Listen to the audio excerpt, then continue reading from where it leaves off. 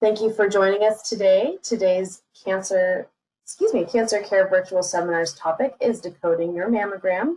My name is Annie Gebbe. I'm an outreach coordinator for the Samaritan Cancer Resource Center, and today I will be your host and moderator. This event is brought to you by the Samaritan Cancer Resource Center. We partner with anyone touched by cancer to provide the support they need to live with strength, determination, and hope into the future. Joining us today is Dr. Rachel Shirley of the Samaritan Breast Center. Thank you so much for being here with us today and taking the time to educate us on this very important topic. I will go ahead and turn the presentation over to you. So this presentation is on decoding your mammogram, and I have no disclosures or conflicts with this. A little bit about me. I am a breast surgical oncologist, which means that I did general surgery training and then did an additional year fellowship to do breast-focused surgical care only. I currently work at the Samaritan Health Corvallis office. One of the biggest questions we get with breast and mammograms are about dense breast tissue. Starting several years ago, many states adopted a law that on the mammograms, it has to tell a patient what type of breast density they have. So here on this slide, you can see that there are four main categories of breast density. There are fatty replaced or scattered density, heterogeneously dense, or extremely dense breast tissue. What's important to know is that 50% of women are going to be qualified as having dense breast tissue because they're going to fall into this heterogeneously dense or extremely dense breast category.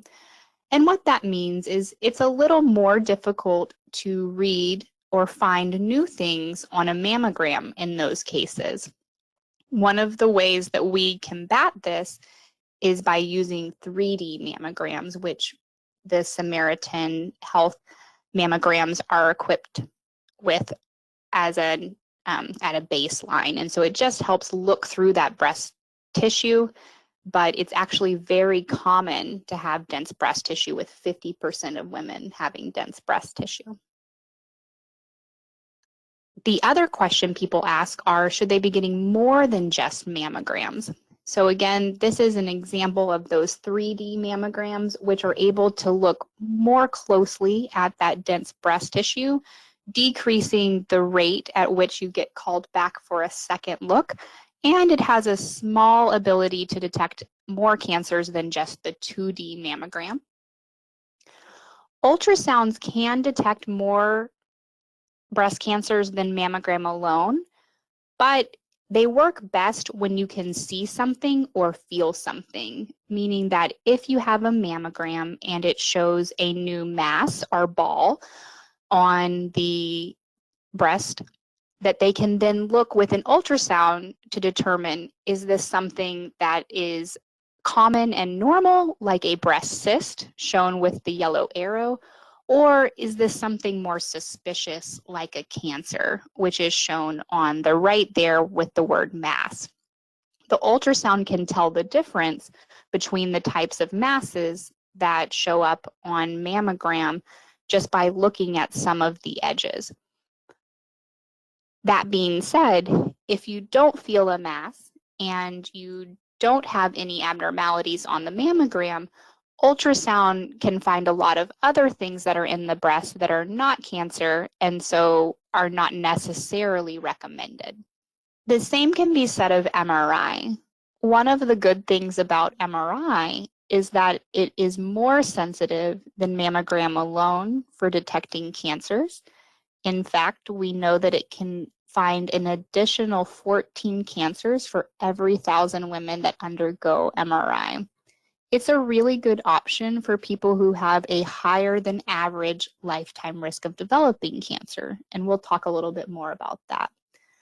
The downside of MRI is that it can increase these other non-cancer findings, meaning that sometimes we find things and we have to biopsy them, but they're not cancer. So that's why not everybody should be getting MRI or ultrasounds, and we try and find the people who really need these ultrasounds or MRIs so that we're not doing too many biopsies and we're not biopsying things that aren't cancer. When should you start mammograms? It depends. So there's different groups that recommend different ages, but in general, starting around the age of 40 or 10 years before a youngest relative that already had breast cancer. This is something that should be discussed with your primary care doctor and form a plan based on your individual family history and your own personal history. One of the many things that they can find on mammogram are breast calcifications. I think it's really important to know that there are different shapes and sizes of calcifications that they see, and not all of them are bad. So this is a picture that shows 9 different calcifications, none of which are cancer type calcifications. These can be anything from having had a prior surgery or having had some type of blood vessel disease, but they're not cancer. The one where it shows the calcifications on the skin is actually from when a person had put on deodorant. You can see these calcifications in the skin, which is why they ask you not to use deodorant when you go for your mammogram. This is a different type of calcification, which was put into place by the cancer itself. And that's why sometimes when patients have a calcification on their mammogram, the radiologist will recommend a biopsy. The reason for that is the way that they look on the mammogram. Either they're forming into a line or a circle, and they're different shapes and sizes, and they're very small, called a microcalcification. That can be one of the earliest signs of cancer, and that would be why they would recommend a biopsy. If you have access to your imaging report, you'll notice that the radiologist will actually give a number on the report. So this is called the Birads system. This stands for the Breast Imaging Reporting and Data System. It's a way that radiologists can talk to other doctors and to other radiologists to convey what type of suspicion they have for the things that they see on the images. This shows you that it ranges from 0 to 6. Starting with a Birad 0, really, we don't know if a Birad 0 is cancer or not. All a Birad 0 is telling us is that we need more pictures to give us more information. A Birads 1 means that your images are absolutely normal and they would recommend your normal screening routine. On Birads 2, this means that there's something there. Either there's a scar or something that's been there for a very long time, but it can still be once a year or your normal screening imaging. The risk of having cancer in a Birads 1 or 2 is less than 1%. The other most common Birads is a Birads 3. This is the category that radiologists will assign for the mammogram or ultrasound or MRI when something is new or different on those images, but it doesn't look suspicious, meaning that we want to make sure that it doesn't change in any way. So we would want to look at it in about 3 to 6 months over the course of 1 to 2 years. The chance of it being cancer is very low, less than 2%, but it still needs other pictures to make sure it's not in that 2%. The next level up is a Birads 4. Anytime something goes over that 2% threshold, we recommend a biopsy. So I think it's really important to know that even though the radiologist may recommend a biopsy, it doesn't necessarily mean that it's cancer. It just means we need to know what it is because it's important that we can tell what it is so that we know how to follow it. It can range anywhere from about a 2% chance of cancer all the way up to a 94% chance of cancer. So it's a really big range. The next category is a Birads 5. This is something that's much more suspicious, and if it came back and said that it wasn't cancer, it doesn't mean that we would stop there. We would probably recommend some other way to rule out cancer before just watching it. The final category is a Birad 6. This is used for people who already have a diagnosis of cancer. When we're looking at mammograms and ultrasounds, we often find things not cancer related, with one of the most common being breast cysts. These look different on ultrasound. If you look at the picture on the left, that's going to be a fluid filled, it's all the way black. Those are a common cyst. You don't have to have this removed or taken out. You don't even have to have it drained unless it's bothering you. If it starts to form some shadows on the inside, like on the right side, these are things that sometimes will get biopsied so that we can determine why it's filling up with a different type of fluid. One of the other findings on mammogram is after a biopsy, you may have something called a high-risk lesion. And with that comes a referral to the surgeon. The reason why they send these referrals over to a surgeon is to talk about the risk of upgrade. An upgrade means that if on the initial biopsy, the lesion is benign or can develop into cancer, so benign meaning it doesn't develop into cancer, or a higher risk lesion meaning that it can develop into cancer itself. If it's a precancer, then we know that if we find cancer when the entire thing is taken out, we would call that an upgrade, as in it upgrades from something benign or not cancer to a full-blown cancer. That upgrade risk is very different depending on many different factors. It used to be that every single high-risk lesion had to be removed by the surgeon. Now we have much better mammograms, and we have a much better way that we're biopsying where everybody's using a similar way. So we can feel more confident that the biopsy itself is a true representation of what the radiologist is seeing, meaning that we have a lower risk of upgrade. Here are just a few things that people can find on their mammograms. One of them is flat epithelial atypia. This is one of those lesions that used to be taken out every single time we found it, but now that we're using bigger biopsy needles and taking more samples, less than 5% of the time does this end up being cancer. In fact, it's lower towards the less than 1% for the most time. The other one is a papilloma. So used to be every single papilloma got removed.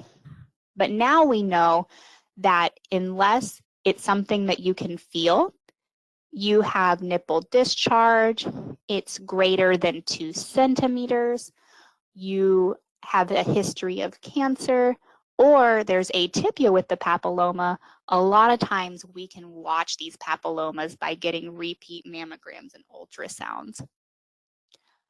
The final one that we've made progress on is a radial scar.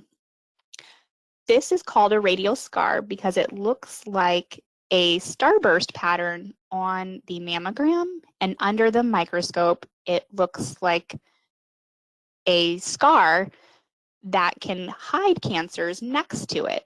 It does not become cancer, it's just that it can hide it.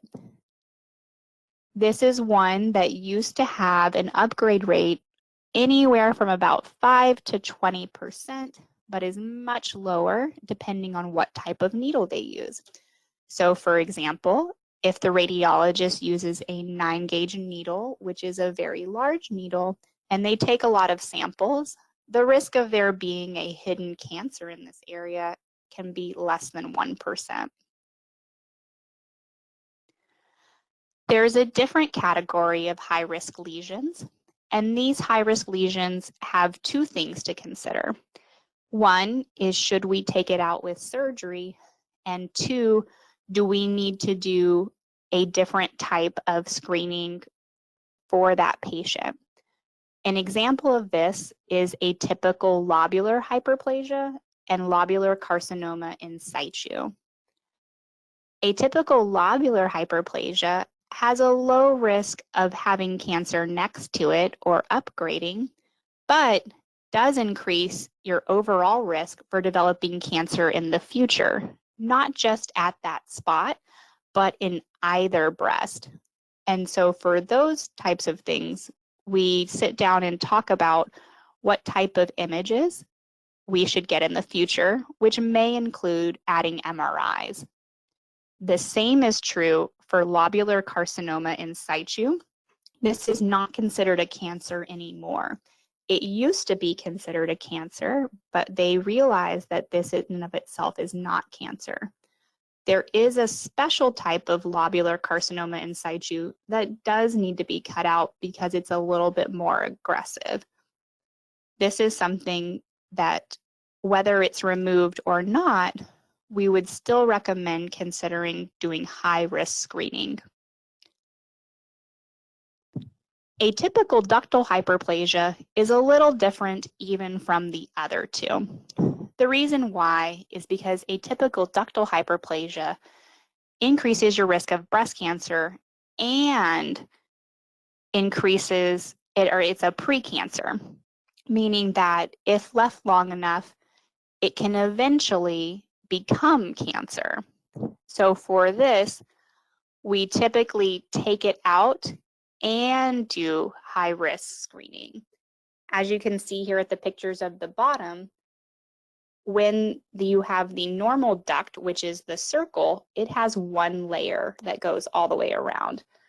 As cancer starts to form, you can see that the shape changes from a square to these different types of shapes, and that it eventually can fill up inside of the duct. The atypical ductal hyperplasia is the third picture, and DCIS, which is a stage 0 breast cancer, is the fourth picture. Invasive cancer is the fifth picture, and it just shows that as those cells fill up inside of the tube, it goes from being a precancer to a cancer. One of the terms I mentioned was high risk.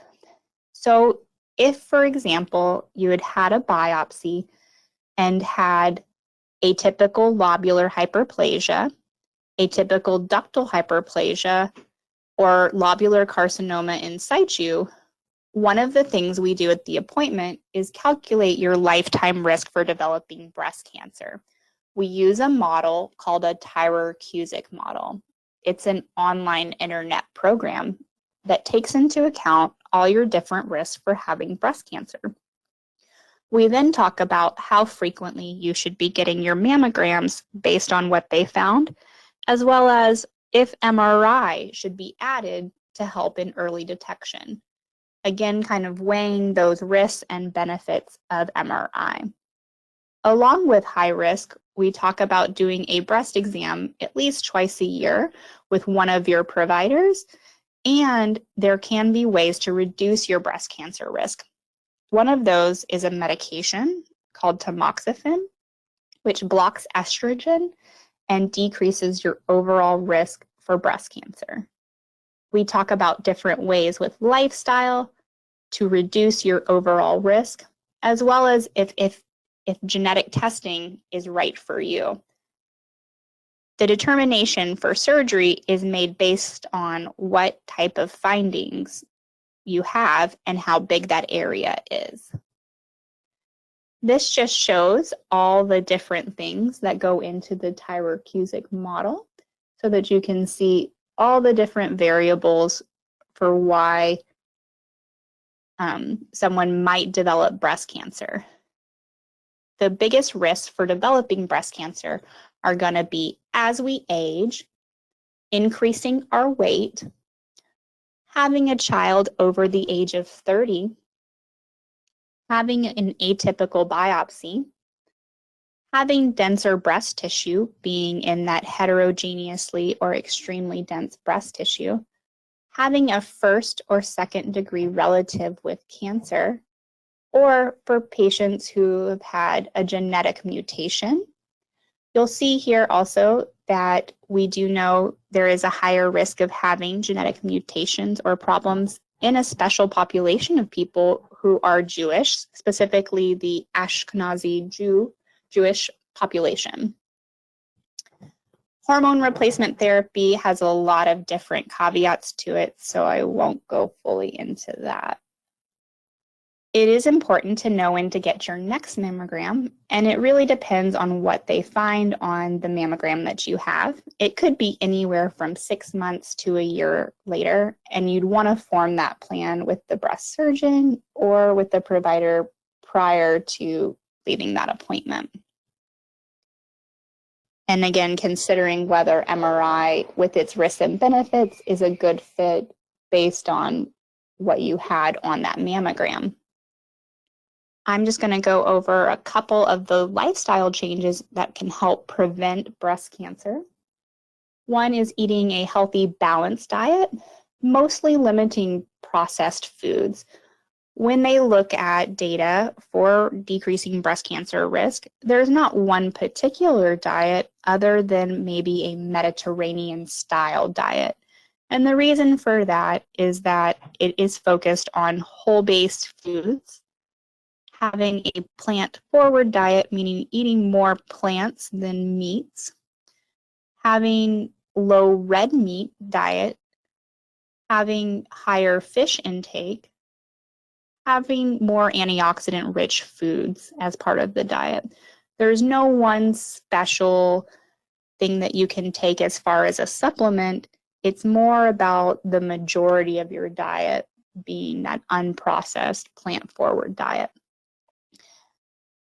Exercising, even in and of itself, can reduce your breast cancer risk and has a lot of other health benefits. It can be done where it's 150 minutes total, and that can be done in small bits or in large bits just a couple of times a week. Even though we get about 7 alcoholic beverages for heart health, unfortunately, we only get 2 for breast health. So anything over 2 alcoholic beverages per week does increase your risk of getting breast cancer. Avoiding tobacco products is one of your #1 ways to prevent breast cancer, as we know that cigarettes can increase your risk of breast cancer and many other cancers. And for patients who have had breast cancer, it increases the risk that it comes back.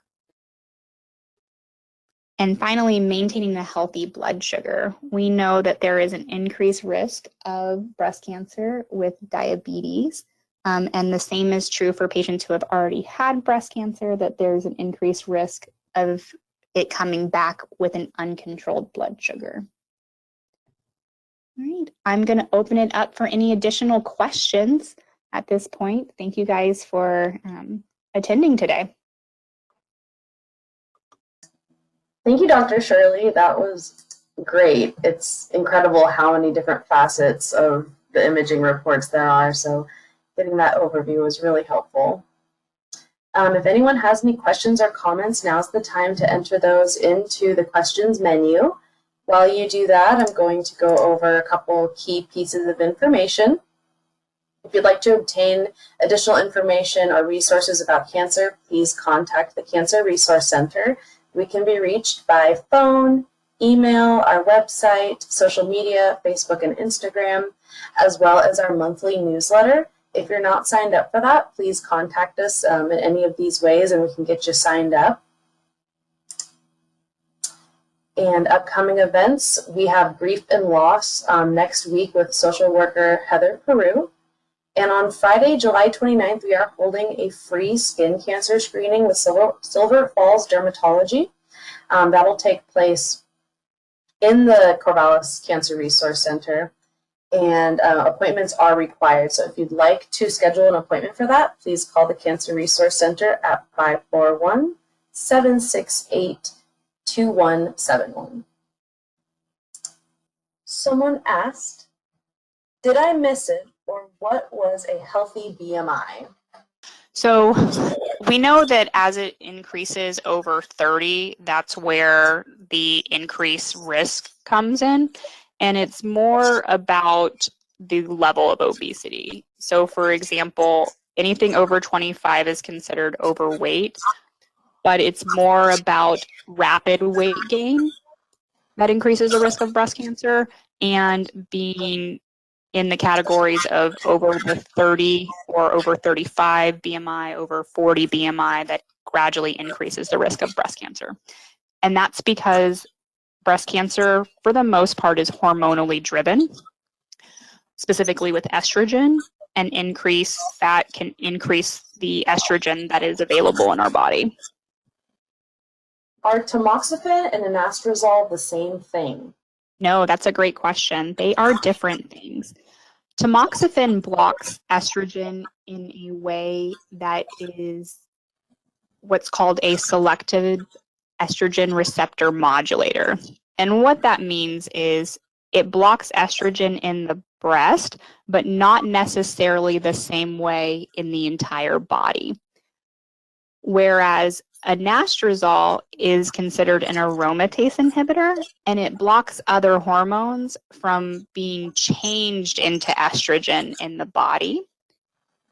So it's most commonly used when women have already gone through menopause, whereas tamoxifen can be used before menopause or after menopause. Are there other medications along with tamoxifen and anastrozole that patients can use for prevention? There are. So the other one that's the most common is a medication called raloxifene. It's a similar actor to tamoxifen. The other thing is that there is a lower dose form of tamoxifen that's got a little bit newer data that can show benefit without as many of the side effects. If a cancer is not hormone-based, like HER2, is the BMI as important? For people with cancer, what we know is that it's that rapid gain afterwards or in a change in weight that can increase that risk. So it's not necessarily as impactful for a triple negative or an estrogen negative because they're not responding to estrogen positive. But for your overall health, including heart health, a rapid weight gain can cause problems. We have a question from a participant that survived breast cancer in 2014 that was not detected on a mammogram, and they're curious to why annual mammogram is the recommendation. That's a great question. So we do know that especially for denser breast tissue, mammogram can miss up to about 20% of breast cancers. That's why if you are feeling something, even if the mammogram doesn't find it, it doesn't mean you should stop there. That's one of the reasons you can use ultrasound, which will decrease that, or it can take it from being 80% that they find to about 90% of things that they find. And that's why you can also use MRI, because that can increase it to 95+% of things that they find. Or why do they use mammograms for screening? It's because of the calcifications, and they can detect new masses. So that's our first initial tool, is to use mammograms as our first step. We can use some of these other tools in helping find cancers, be it ultrasound or MRI, for people who have had a cancer before but are in that outside group that didn't find it on mammogram. But the reason that they use mammogram is because of it can detect the new calcifications, new masses, and new asymmetries, meaning new lines that show up that weren't there before. Does the use of estradiol cream increase risk for breast cancer? This participant uses estradiol for vaginal pain and urethral pain.